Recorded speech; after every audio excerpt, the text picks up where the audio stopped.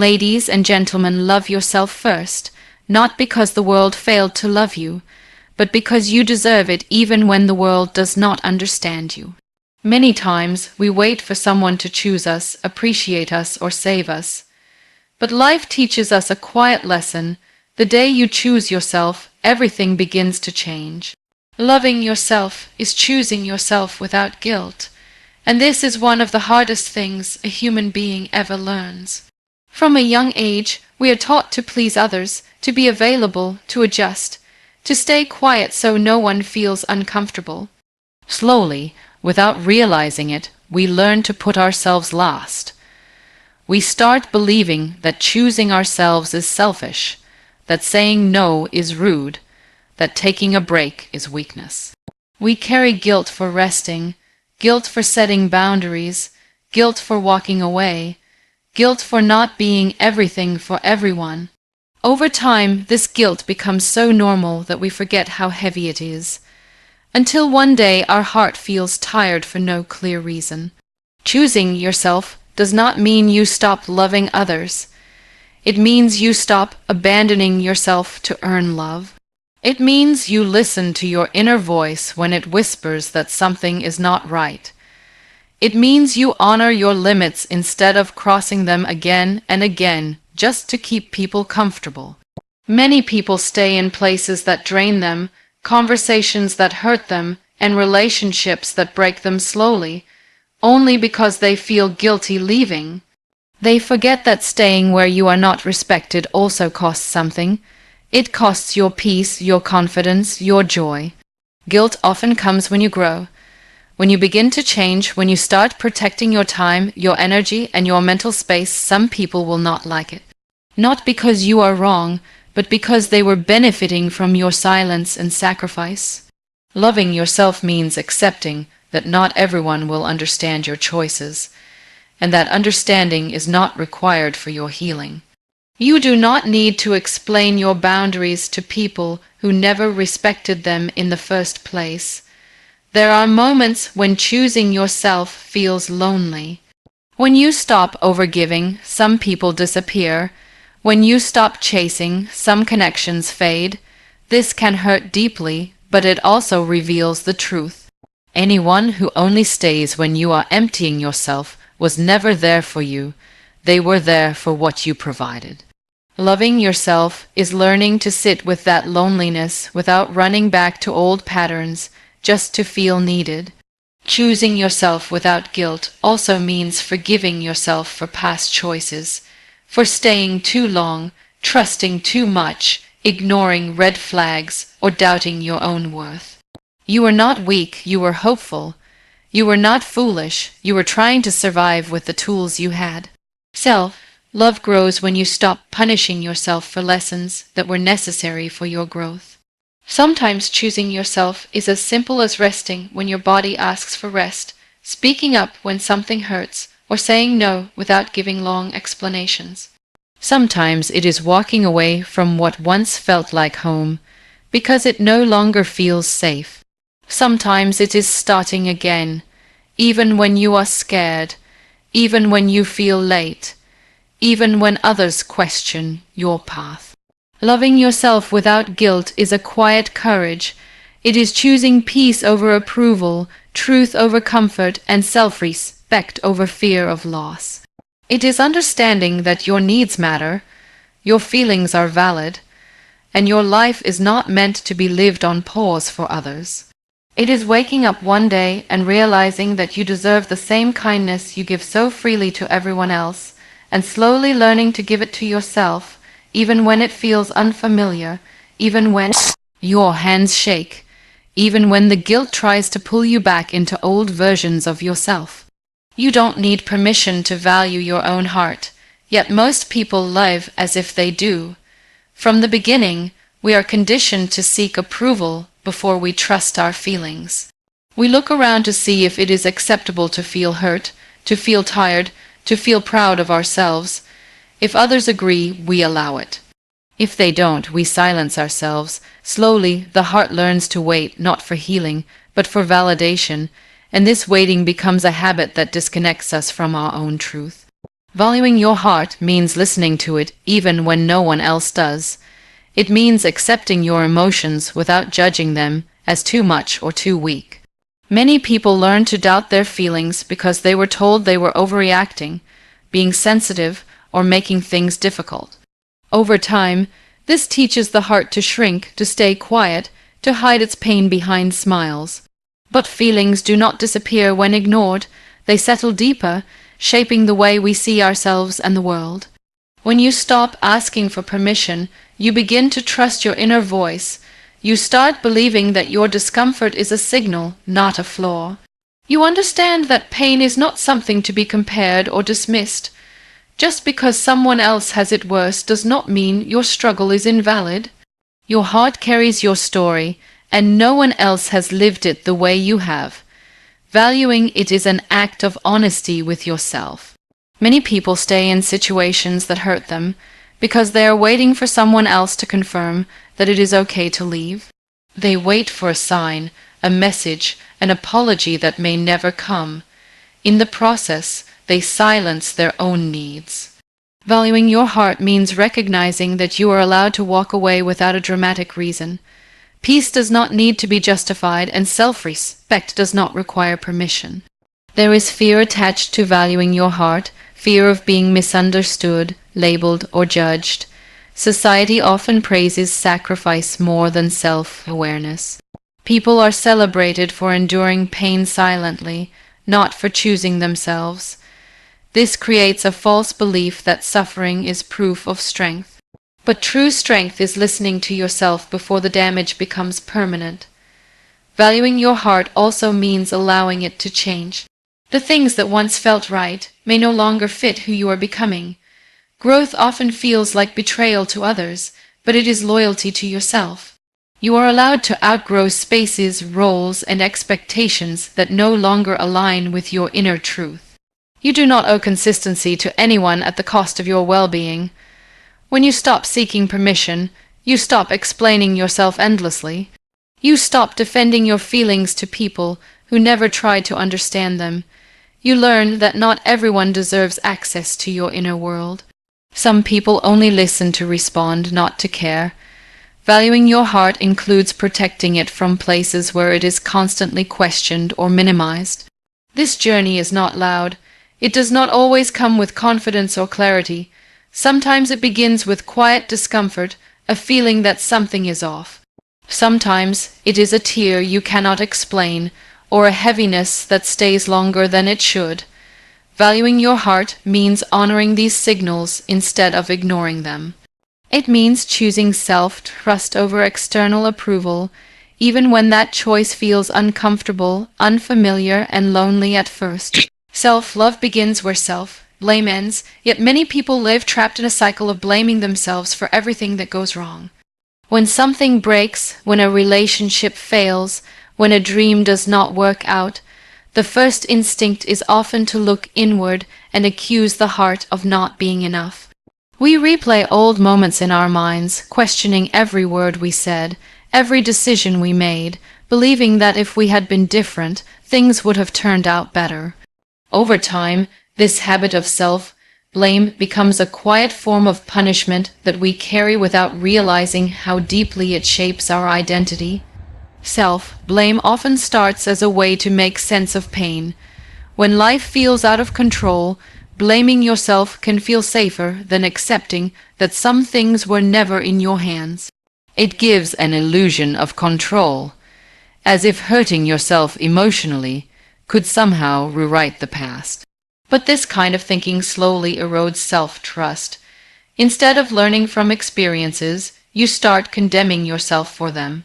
Growth turns into shame, and lessons turn into labels you attach to your worth. Ending self-blame does not mean avoiding responsibility. It means separating mistakes from identity. You can acknowledge where you went wrong without believing that you are wrong as a person. Many people confuse accountability with self-criticism, thinking they must be harsh to improve. In reality, cruelty never creates healing. Compassion is what allows honest reflection without destroying the spirit. There are wounds that were not created by your choices, but by circumstances, by other people's limitations, by environments that did not know how to hold you. Yet the mind keeps asking why you stayed, why you trusted, why you didn't see it coming.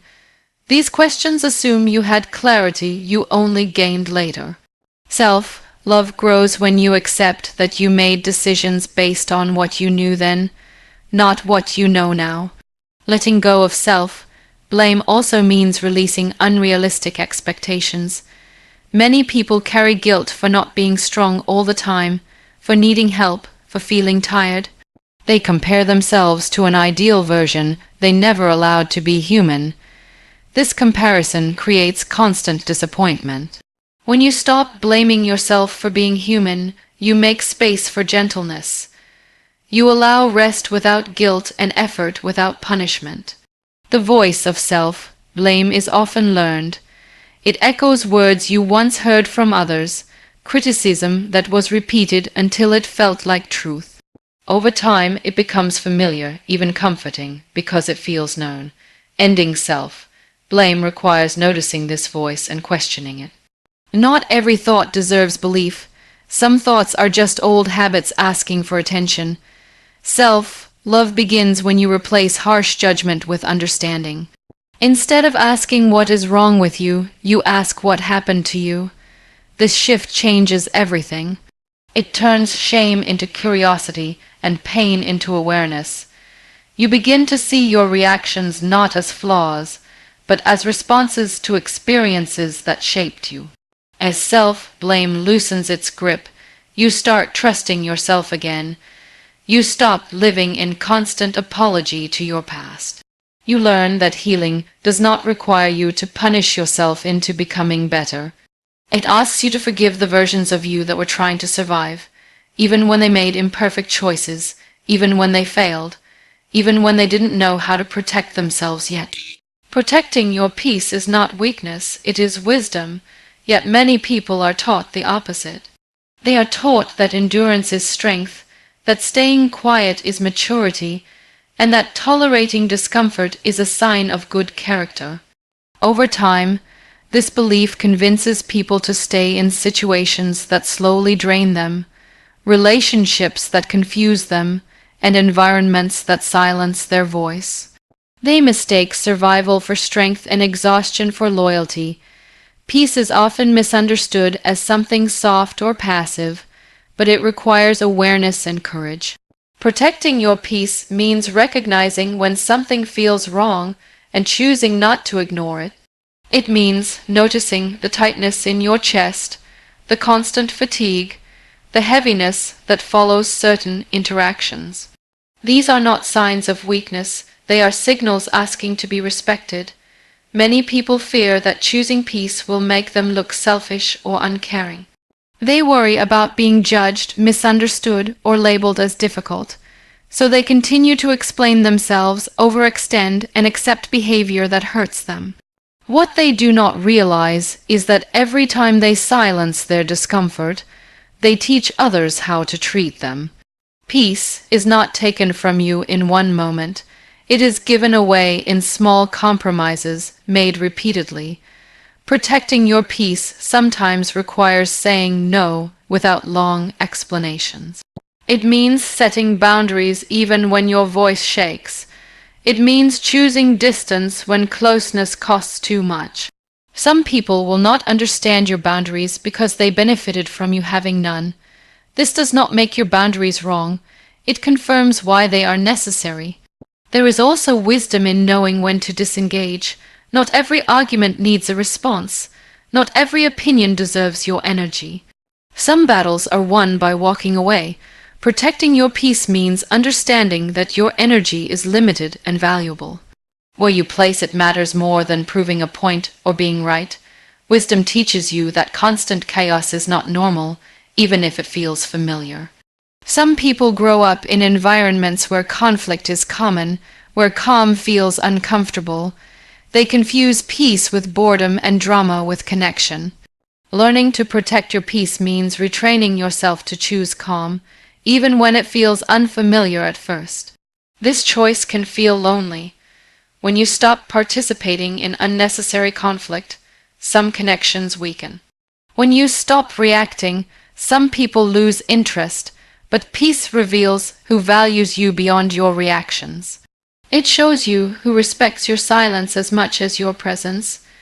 Protecting your peace also means letting go of guilt. You are not responsible for managing other people's emotions at the cost of your mental health. You are allowed to choose rest, quiet, and simplicity. You are allowed to prioritize yourself without justifying it to everyone around you. Wisdom is knowing that peace is not something you find after everything is fixed. It is something you choose even when life is messy, even when answers are unclear, even when others disagree. Protecting your peace is choosing yourself in small, consistent ways, trusting that calm is not weakness, but clarity in its purest form. You are worthy even on days you feel broken, yet those are often the days when doubt speaks the loudest. When things fall apart, when plans fail, when your energy disappears, it becomes easy to believe that your value has somehow decreased. Society quietly teaches that worth is tied to productivity, strength, and success. So when you are tired, hurting, or struggling, you start questioning your place, your importance, and your right to take up space. Feeling broken does not mean you are damaged beyond repair. It means you are human, responding to pressure, loss, or disappointment. Everyone carries invisible cracks, moments where life felt heavier than expected. But instead of treating these moments with kindness, many people punish themselves for them. They push harder, ignore pain, and pretend to be okay because they fear being seen as weak or burdensome. Worth is not something that disappears when you fall apart. It does not leave you when you cry, rest, or slow down. Your value existed before your achievements and remains even when you feel lost. The days you feel broken are often the days you need compassion the most, yet those are the days you deny it to yourself. You speak harshly, compare yourself to others, and demand strength when what you really need is understanding. There is a quiet bravery in allowing yourself to feel without judgment. Many people try to fix themselves immediately when something hurts, as if pain is a flaw that needs to be corrected. But some wounds require presence, not pressure. They require you to sit with yourself gently, to acknowledge what hurts without rushing the process. Healing does not follow a schedule, and worth does not depend on how quickly you recover. Broken days often carry lessons that strong days never teach. They reveal your limits, your needs, and your resilience. They show you where you have been overgiving, where you have been neglecting yourself, where something in your life needs attention. These days are not failures, they are messages. Ignoring them only deepens the fracture, while listening to them creates space for growth. Comparisons make broken days feel heavier. When you look around and see others moving forward, smiling, achieving, you assume they are whole while you are falling behind. But everyone has hidden battles. Some people are just better at hiding their pain. Your journey is not less valid because it looks different. Being broken does not mean you are weak. It means you are processing something real. On broken days, worth becomes a choice. It is choosing not to abandon yourself when things feel messy. It is choosing rest without guilt, softness without apology.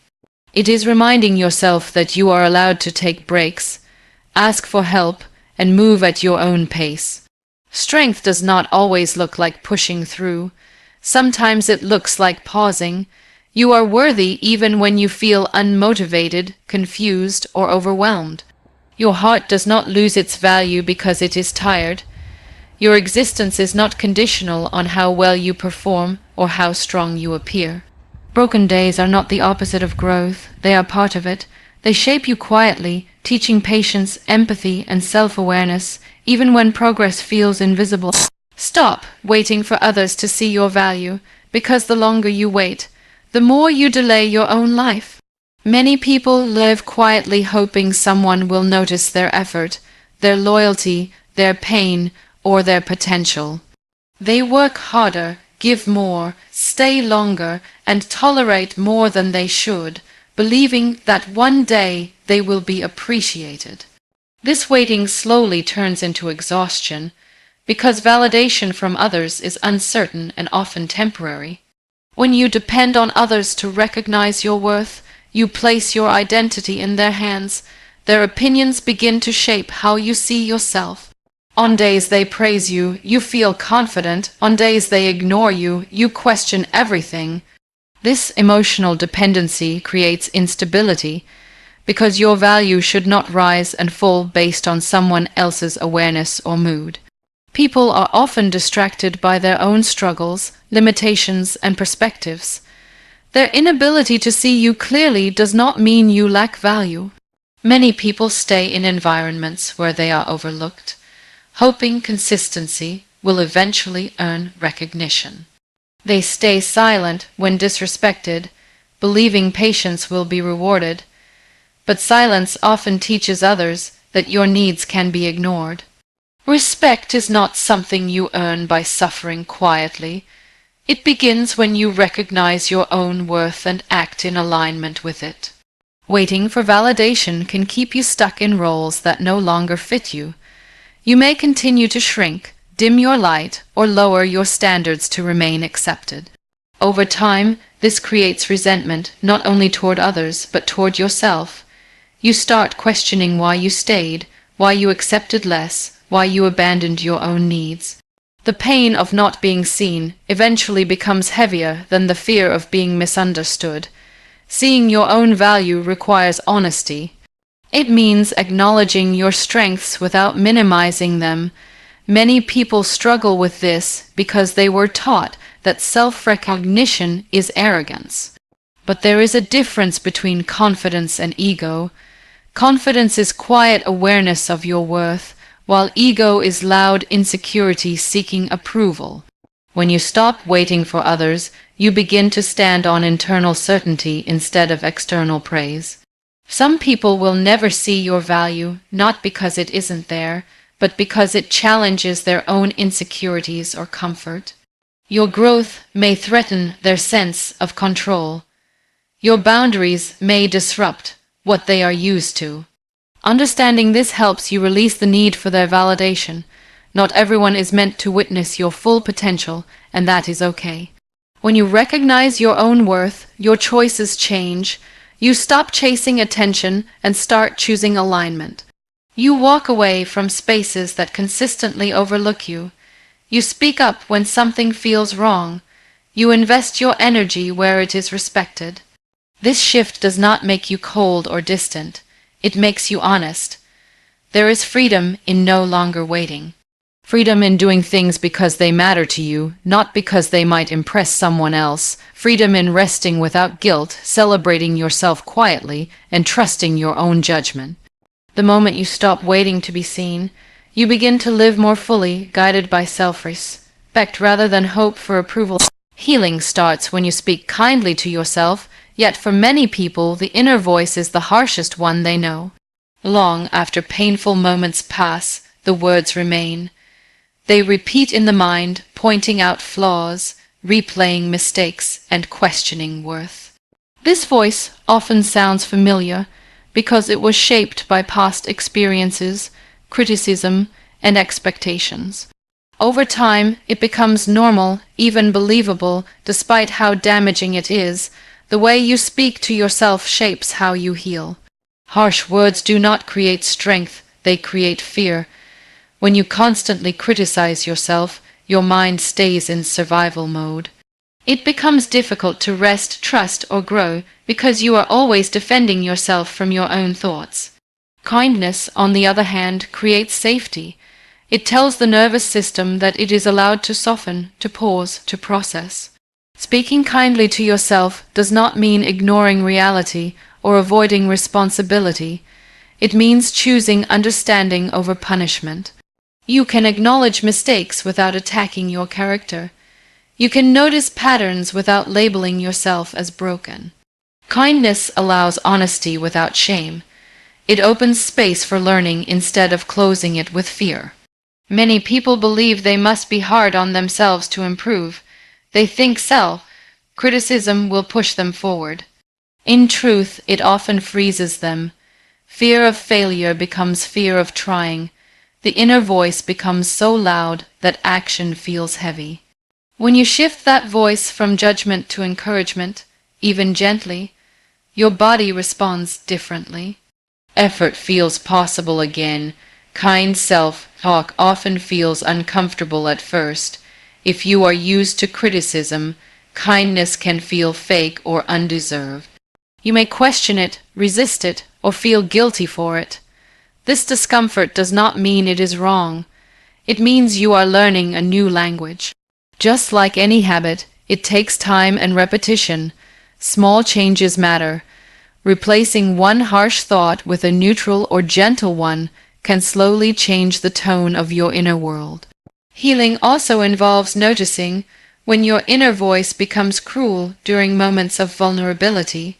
When you are tired, hurt, or overwhelmed, the criticism often intensifies. This is when kindness is needed most. Instead of demanding strength, you offer patience.